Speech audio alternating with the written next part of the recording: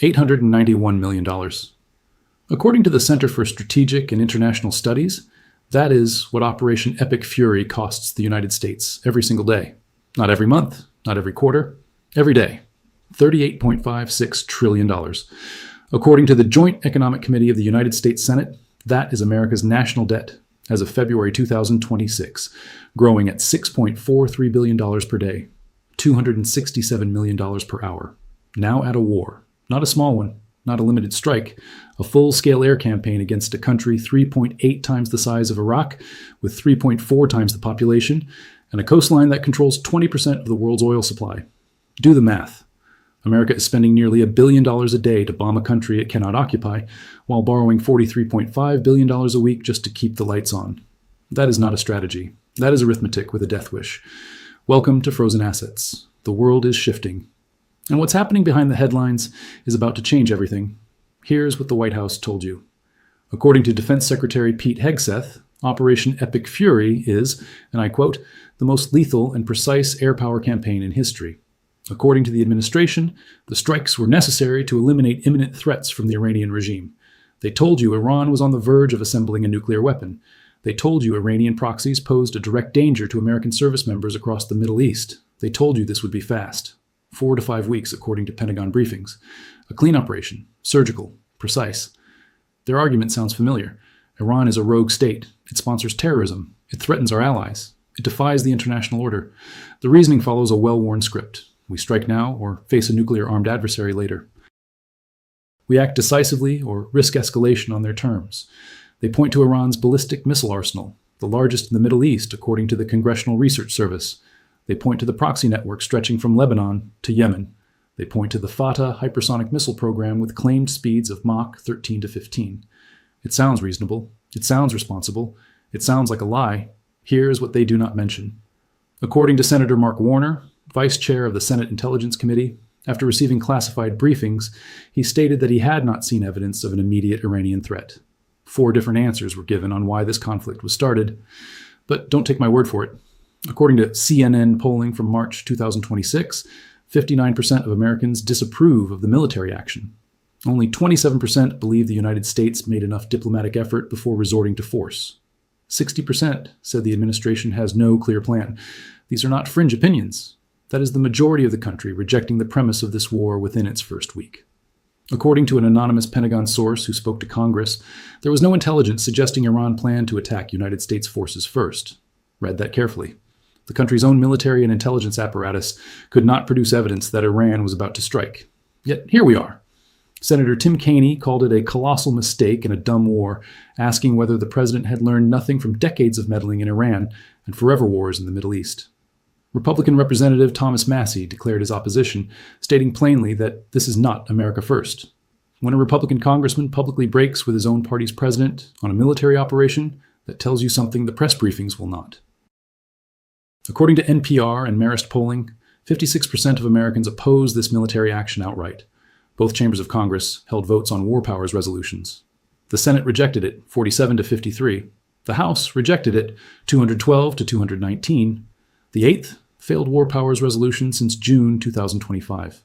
Congress has effectively surrendered its constitutional authority to declare war, but that is only part of the picture. The financial architecture of this war reveals something far more alarming than the official justifications.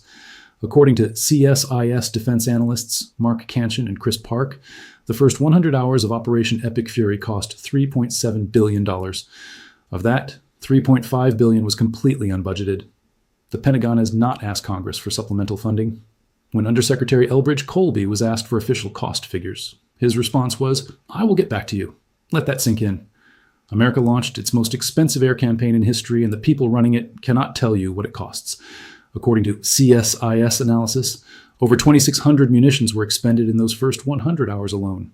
That includes more than 160 Tomahawk cruise missiles at $2 million each. The interceptor cost ratio against Iranian drones stands at 106 to 1. America spends $106 in defensive systems for every single dollar Iran spends launching a drone. Jennifer Kavanaugh of Defense Priorities estimated the United States spent over $10 billion on air defense systems in just the first 48 hours. And here is where it gets worse. According to the Penn Wharton Budget Model, direct military costs for a 2-month campaign range from $40 to $95 billion, with a central estimate of $65 billion. Director Kent Smetters cautioned that if the conflict extends beyond 2 months, the figure rises dramatically. But that is only the direct military spending. Broader economic damage, according to Penn Wharton, adds another $50 to $210 billion on top. Now consider the backdrop. According to Fortune, America borrowed $43.5 billion per week in the first 4 months of fiscal year 2026. Interest on the national debt hit $1.2 trillion in fiscal year 2025, nearly tripling over 5 years as average interest rates on marketable debt more than doubled. According to the Bipartisan Policy Center, interest payments now consume nearly 14% of all federal outlays. They are projected to reach $2.1 trillion annually by 2036. The fiscal year 2026 defense budget, including reconciliation funding, exceeds $1 trillion for the first time in American history. According to Morgan Stanley, the proposed $1.5 trillion defense spending target would represent a 50% increase and add significantly to already outsized debt and deficits. And that projection was made before this war started. According to Fortune, the total economic impact of this conflict could reach $210 billion. That is the assessment of the Penn Wharton Budget Model's director, one of America's most respected fiscal analysts, not a cable news pundit, not an anti-war activist, a budget expert at the University of Pennsylvania, which brings us to the Strait of Hormuz, the single most important energy choke point on the planet. On March 2, according to Al Jazeera, IRGC senior advisor Ibrahim Jabari declared the strait closed, threatening to attack any vessel attempting passage and to destroy oil pipelines so that not a single drop of oil leaves the region. According to the Energy Information Administration, the Strait of Hormuz carries approximately 20 million barrels of oil per day, roughly 20% of global petroleum consumption. It also handles 20% of global liquefied natural gas trade, primarily from Qatar. According to NPR, maritime traffic through the strait collapsed 86% within days, dropping to just 2.8 million barrels. At least 8 commercial vessels have been struck. Every major shipping line, Maersk, MSC, Hapag-Lloyd, CMA, CGM, suspended operations. Over 150 tankers are anchored outside the strait, and approximately 170 container ships carrying 450,000 TEU are trapped inside. According to CNBC, oil prices posted their largest weekly gain in 43 years of futures trading history. WTI crude surged 35.6% in a single week to $90.90 per barrel. Brent crude hit $92.69. United States gasoline prices jumped from $2.92 to $3.41 per gallon in 7 days. Bank of America analyst Francisco Blanch warned Brent could spike by $40 to $80 per barrel. UBS projected prices exceeding $120 per barrel with sustained disruption. Qatar's energy minister Saad al-Kaabi warned prices could reach $150, which would, in his words, bring down the economies of the world. Goldman Sachs projected oil hitting $100 per barrel if disruptions persist 5 weeks. According to Bloomberg Economics, the conflict puts the Federal Reserve in what they describe as an impossible position, stuck between a war that pushes inflation higher and a president demanding interest rates come down. This is not new. This is ancient. The pattern of great powers destroying themselves through military overextension is the oldest story in geopolitics. Paul Kennedy, the Yale historian, documented this in his landmark work, The Rise and Fall of Great Powers. His core finding was that great power decline correlates consistently with military commitments that outpace available resources. He specifically warned that continued deficit spending, especially on military buildup, would be the single most important driver of any great power's decline. Consider Habsburg Spain. According to historical records, the Spanish Empire declared state bankruptcy 5 times between 1557 and 1596, while fighting simultaneous wars across the Netherlands against France, England, and the Ottoman Empire. New World silver, the greatest resource windfall in human history at that point, proved insufficient to cover debts that exceeded revenues. Spain entered the 1600s as the world's dominant power. By 1650, it was a shell. Consider the Soviet Union. According to historical analysis, the decade-long war in Afghanistan from 1979 to 1989 cost an estimated $7.5 billion over 4 years. The Soviets won virtually every conventional engagement. They controlled the cities. They had air superiority. They had more troops. They still lost. Not on the battlefield, but on the balance sheet. Combined with the arms race and falling oil prices, Afghanistan accelerated the dissolution of the entire Soviet state. The pattern is always the same. A great power stretches its military beyond what its economy can sustain. The wars are winnable on paper. The bills are not. The decline begins not with a battlefield defeat, but with a fiscal crisis that erodes everything else, which brings us to what happens next. If this war continues for 3 months, according to Penn Wharton projections, direct costs alone could exceed $100 billion. But the real threat is not the Pentagon's budget. It is the Strait of Hormuz. According to energy analysts, every $10 per barrel increase in oil prices adds roughly 25 cents per gallon to gasoline and imposes an effective tax of approximately $50 billion on the American economy. Mark Zandi, chief economist at Moody's, noted that every sustained 1 cent increase in gasoline costs Americans $1.4 billion annually. Higher gas prices hit lower-income households hardest.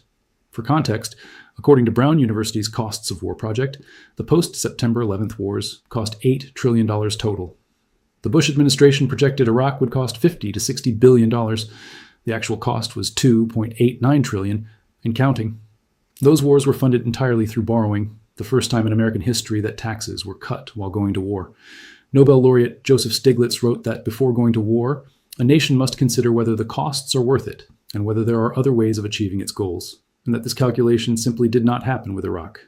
The same calculation is not happening now. The administration launched this campaign without a supplemental budget request, without a congressional authorization, and without a public cost estimate. According to Lindsay Kashgarian of the National Priorities Project, the cost of the Iraq War ended up being almost $3 trillion, so this could be, in her words, astronomical. Based on the Penn Wharton model and current daily burn rates, if Operation Epic Fury extends beyond the promised 4 to 5 weeks, total costs, including economic spillover, will exceed $200 billion by summer. If the Strait of Hormuz remains disrupted through the second quarter, according to Goldman Sachs, oil will breach $100 per barrel and stay there, triggering inflationary pressure that could push the Federal Reserve into emergency rate action. The question is not whether America can destroy Iran's military infrastructure. According to the Pentagon, it already has. The question is whether America can afford the aftermath. And the math says no, not with $38 trillion in debt, not with $1.2 trillion in annual interest payments, not with the world's most critical oil choke point shuttered, not with oil prices posting their largest weekly gain in 4 decades. Suzanne Maloney, senior fellow at the Brookings Institution, captured it precisely. What we are seeing, she stated, is going to be more complicated than the White House may have hoped. Iran is a huge country with a huge population and a very extensive security apparatus. Trying to untangle that and move towards some kind of interim solution is going to be extremely difficult. History does not repeat, but it echoes. And right now, the echo is deafening. If this changed how you see the world, subscribe. The future is being decided right now. I will show you how.